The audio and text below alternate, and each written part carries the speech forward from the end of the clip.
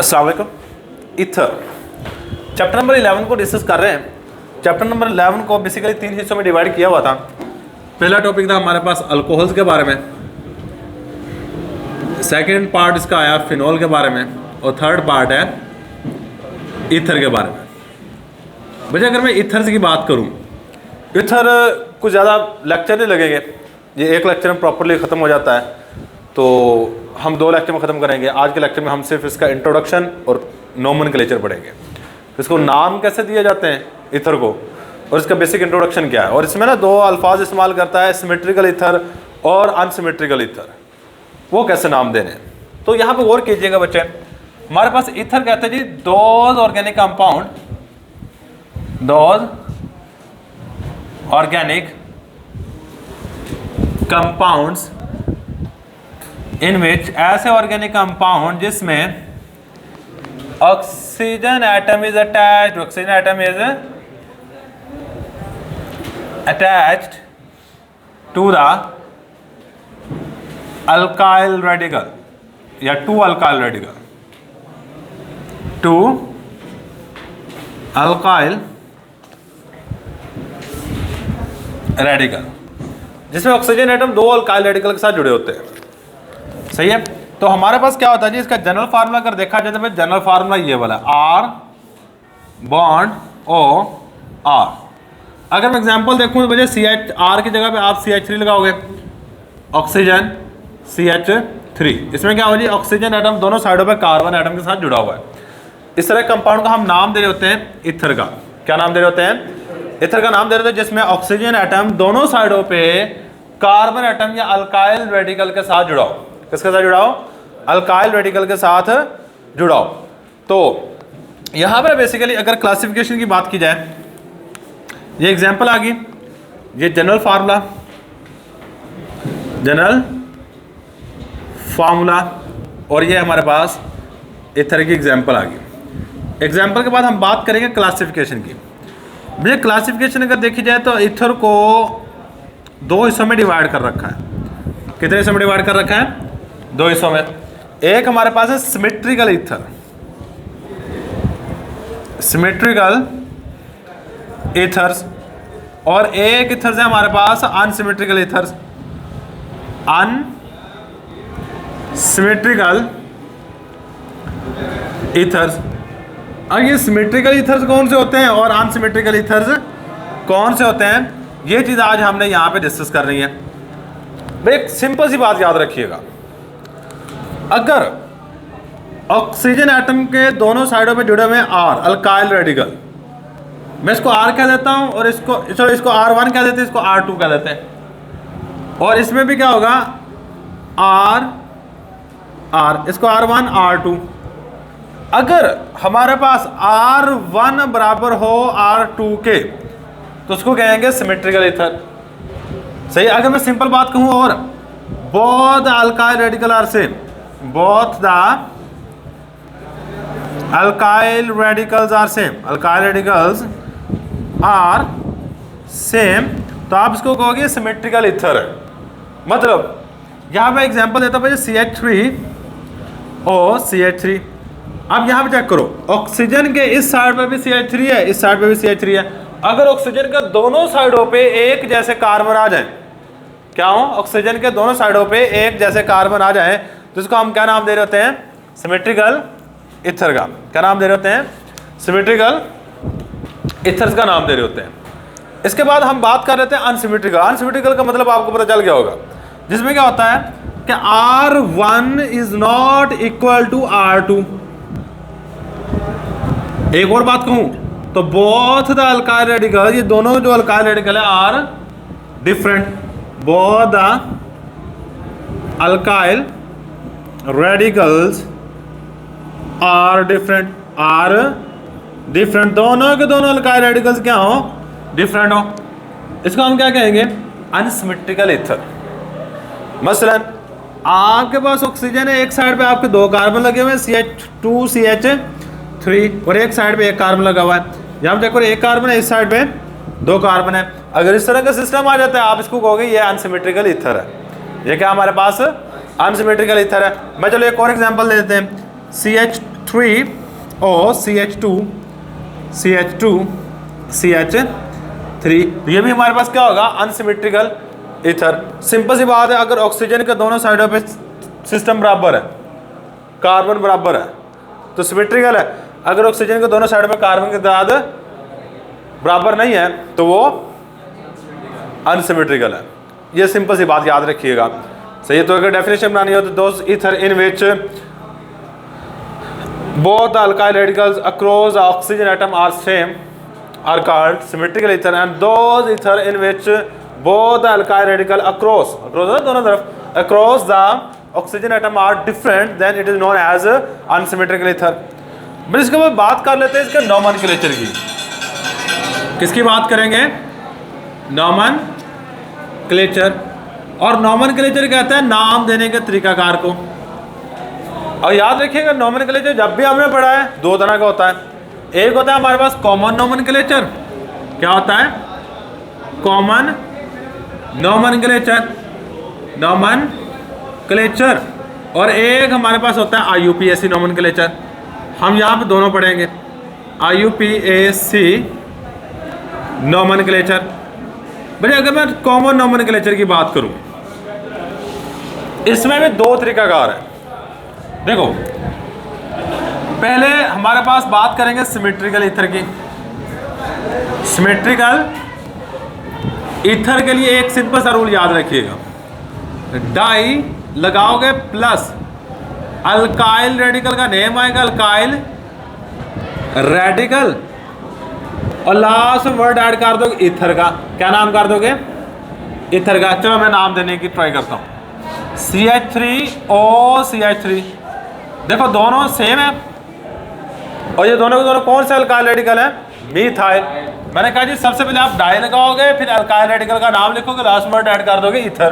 तो ये क्या बनेगा, dimethyl ether, dimethyl ether. चलो एक और ले लेते हैं हम, CH3 CH2O CH2 CH3।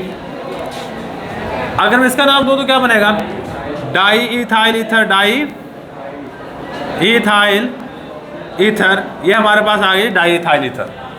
अगर मैं अनसिमेट्रिकल ईथर की बात करूं, अब किसकी बात करेंगे हम, अनसिमेट्रिकल ईथर की बात की जाए तो बच्चे यहां पे भी एक सिंपल सी बात याद रखिएगा। भाई आपने alkyl radical have less carbon atom, less carbon atom. ऐसा अल्काइल रेडिकल जिसमें कार्बन की तादाद क्या है, कम है, उसको पहले नाम दोगे, plus alkyl radical, alkyl radical have more carbon atom, more carbon atom. इसके बाद आप दोगे उसको नाम जिसमें अल्काइल रेडिकल में ज्यादा कार्बन एटम होंगे, और लास्ट में आपने एक वर्ड ऐड कर देना प्लस ईथर। भाई ये एक रूल है सिंपल सा। क्या है जी हमारे पास में एग्जांपल लेते हैं हम यहाँ पे, CH3O CH2 CH3, ये हमारे पास अनसिमेट्रिकल ईथर है। अब इसमें चेक करो, इसमें एक कार्बन है, इसमें दो कार्बन है। पहले आप उसको दोगे जिसमें कार्बन की तादाद क्या है, कम है। तो ये वाला हमारे पास कम है, इसको पहले नाम दोगे, इसको बाद में। तो ये क्या बनेगा, मीथाइल। दूसरे वाला कौन सा है, ईथाइल, और लास्ट वर्ड आ जाएगा ईथर। मतलब कम कार्बन वाले को पहले नाम दो, ज्यादा वाले को बाद में दो, लास्ट वर्ड ऐड कर दो ईथर। चलिए एक और एग्जांपल लेते हैं हम, CH3O CH2 CH3। इसका UPAC नेम देने लगे। पहले हम कम कार्बन वाले को, बाद में ज्यादा कार्बन वाले को, तो इसका नाम बनेगा मीथाइल। अब ये वाले जो हमारे पास लगा हुआ है ना, इसको कहते हैं प्रोपाइल। और प्रोपाइल दो तरह के होते हैं, एक होता है एनप्रोपाइल और एक होता है आइसोप्रोपाइल। सही, तो ये वाली चीज हमारे पास है isopropyl, sorry n propyl ether. ये हमारे पास नाम आ गया। अब इसके बाद IUPAC नोमेनक्लेचर देखते हैं। IUPAC नोमेनक्लेचर बड़ा आसान है, बहुत ही आसान है। इसमें क्या करना है आपने, अगर मेरे पास एक कंपाउंड है, चेक कीजिएगा, मेरे पास आर ओ आर, ये कंपाउंड है, मैं इसको R1 देता हूं और इसको देता हूं R2। मैं सपोज कर लेता हूं R2 is greater than R1, suppose कर रहा हूं क्या R2 मतलब कार्बन की तादाद R2, यहां जो भी लिखोगे उसके कार्बन की तादाद ज्यादा है और R1 के कार्बन की तादाद कम है। आगे एग्जांपल से पता चल जाएगा। बच्चा आपने जिसके साथ कम तादाद होगी ना कार्बन की, उसके साथ आपने मिलाना है ऑक्सीजन को। उसके साथ किसको मिलाओगे? ऑक्सीजन को। और इसका नाम दोगे ALKOXY, अल्कोक्सी प्लस अल्केन। ये एक कॉमन नोमेनक्लेचर है हमारे IUPAC, यही रूल है जो कि यहाँ यूज होता है। अल्कोक्सी और R2 की जगह पे किसका नाम दोगे? अल्केन का नाम दोगे। क्या मतलब अल्केन का नाम दोगे? चलो लेट्स सी। मेरे पास सबसे पहले ये वाला कंपाउंड है CH3O CH2CH3। अब देखो ये वाला हमारे पास क्या है जिसमें कार्बन की तादाद है ज़्यादा। जहाँ पे कार्बन की तादाद ज़्यादा ना उसको तो अलग कर देना आपने, उसको एक साइड पे कर दिया। जहाँ पे कार्बन की तादाद कम है उसके साथ किसको जोड़ना है? ऑक्सीजन को। ये दो पार्ट बन गए। ऑक्सीजन का नाम देना है आपने अल्कोक्सी करके, सही। तो हमारे पास ये वाला बेसिकली मिथाइल है, इसका क्या है? मिथॉक्सी। क्या नाम देंगे इसको? मिथॉक्सी।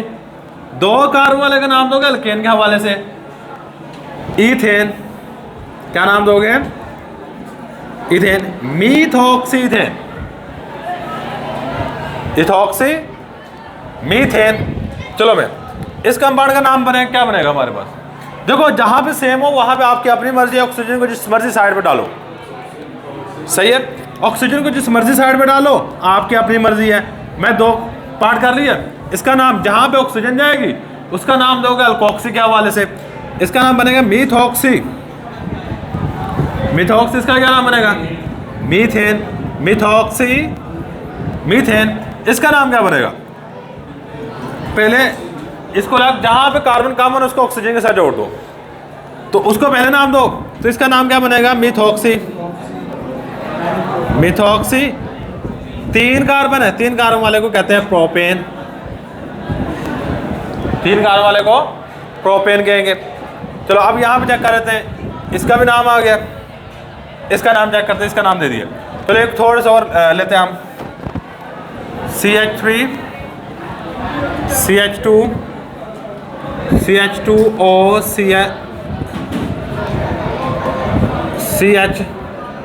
CH2CH3। अब आपने सबसे पहले काम क्या करना है कि जहाँ पे कार्बन कम है उसको जोड़ो ऑक्सीजन के साथ। तो यहाँ पे दो कार्बन को जोड़ूंगा ऑक्सीजन के साथ और इन तीनों को करूँगा अलग। पहले नाम ऑक्सीजन वाले का, तो इसका क्या नाम बनेगा? इथॉक्सी और प्रोपेन है, इथॉक्सी प्रोपेन। चलो एक और लेते हैं, C2H5O C3H10।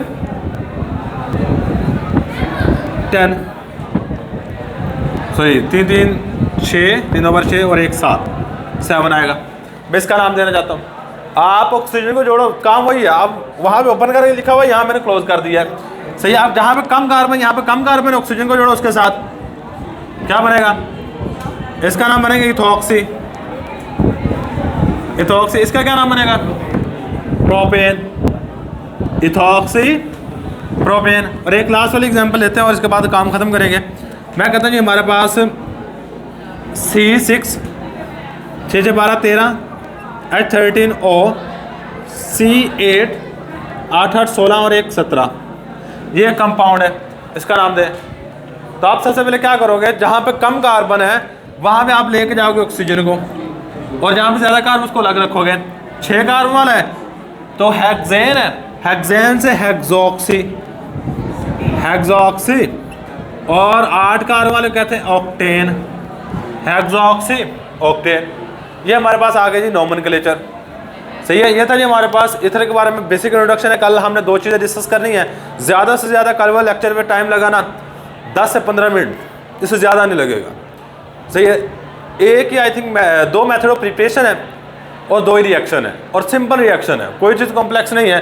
15 मिनट में कल सारे का सारा काम हो जाएगा। ईथर के बारे में याद रखिएगा, बेसिकली ईथर हमारे पास 2 तरह के होते हैं। ईथर कौन सा है जिसमें ऑक्सीजन एटम 2 कार्बन एटम के साथ जुड़ा हो, इसको ईथर कहेंगे। सही, ईथर क्लासिफिकेशन में सिमेट्रिकल ईथर है, अनसिमेट्रिकल है। सिमेट्रिकल में जिसमें दोनों अल्काइल रेडिकल क्या हो, सेम हो, और अनसिमेट्रिकल जिसमें दोनों के दोनों अल्काइल रेडिकल सेम ना हो। सही, नॉमेनक्लेचर में हमने कहा जी अगर तो हमारे पास आ जाए सिमेट्रिकल, सिमेट्रिकल में हमने डाई लगा के अल्काइल रेडिकल का नाम लिखना हो, आगे ईथर लिख देना है। और अनसिमेट्रिकल में आपने क्या करना है, अल्काइल रेडिकल जिसमें कम ना कार्बन होगा उसको पहले नाम, जिसमें ज्यादा कार्बन उसको बाद में नाम, लास्ट में ऐड कर देना ईथर। और नॉमेनक्लेचर को आईयूपीएस नॉमेनक्लेचर का एक रूल है, इसको कहीं पे लिख लीजिएगा, इसको कहीं भी आप लिख लीजिएगा, अल्कोक्सी अल्केन और R1 R2 is greater than R1, मतलब R1 जो कम होगा आपने उसके साथ किसको जोड़ना है, जिसमें कार्बन कम है उसको साथ जोड़ोगे ऑक्सीजन को, उसको नाम दोगे अल्कोक्सी के हवाले से, उसको पहले नाम दोगे और अल्केन को बाद में नाम दोगे। ये एक सिंपल सा रूल याद रखिएगा, इसी पूरे रूल के ऊपर आपका नॉमेनक्लेचर है। और आपकी बुक में 7-8 कंपाउंड का नाम, 7-8 भी ज़्यादा है, 4 या 5 कंपाउंड का नाम दे के दिखाए हुए हैं, कुछ ज़्यादा कंपाउंड का नाम दिए नहीं है।